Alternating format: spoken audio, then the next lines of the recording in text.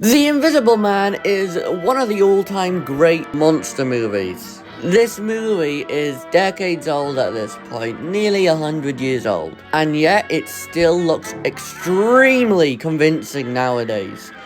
I'll go into that later in the video, but for now, let me give my honest thoughts. I've always loved the Universal classic monsters, they're some of the great films of all time. I've always said to my friends, just because it's black and white doesn't mean it's a boring movie. I really do love these movies.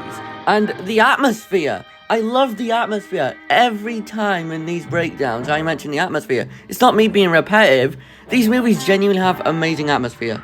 This movie was in development hell. Universal only bought the rights to the Invisible Man book just for the name of H.G. Wells. And then sneakily they were going to take another story called The Invisible Murder and make that the plot, just with the name The Invisible Man. And then someone remembered, H.G. Wells got script approval.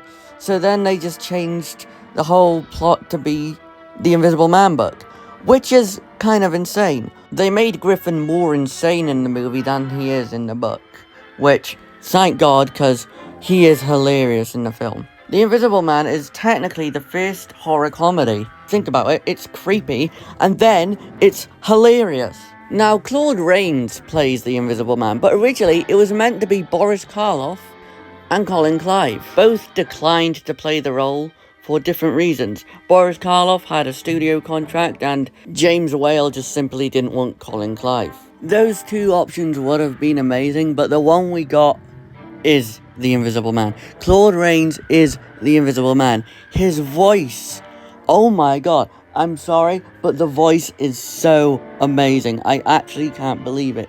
Originally he was a stage actor, he had a few failed auditions in Hollywood, but then one day James Whale was watching audition tapes and he saw Claude Rains' awful audition for this other movie, and he was like, I like his voice, get that dude.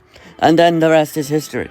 The biggest question when it comes to this movie though is, how did they make the Invisible Man invisible? Well, you can thank the special effects department for that, specifically John P. Fulton. Because there was no green screens back then, because there was literally no need for one, instead Claude Rains was bandaged up like a mummy in black velvet, and behind him was a black velvet backdrop. They love them black velvets. Now the technique is really hard to, figure out, even researching it, it's just hard to sort of imagine what it is. But from what I can tell, it's basically superimposing him. I'm going to try my best to explain this really confusing thing. They filmed the background, foreground, and him separately, and they would splice the films together. That's how they did it.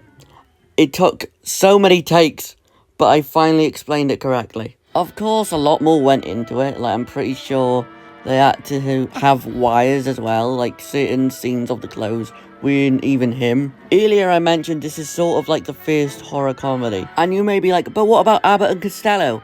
I don't mean that. I mean, it's a horror first, and then it's a comedy. First it's like the mystery. Why is he invisible? And then you get the layers of peeling back, and then when he finally breaks and goes insane, he's hilarious. That's what I mean. But satires like Abbott and Costello, that's just parodies, isn't it?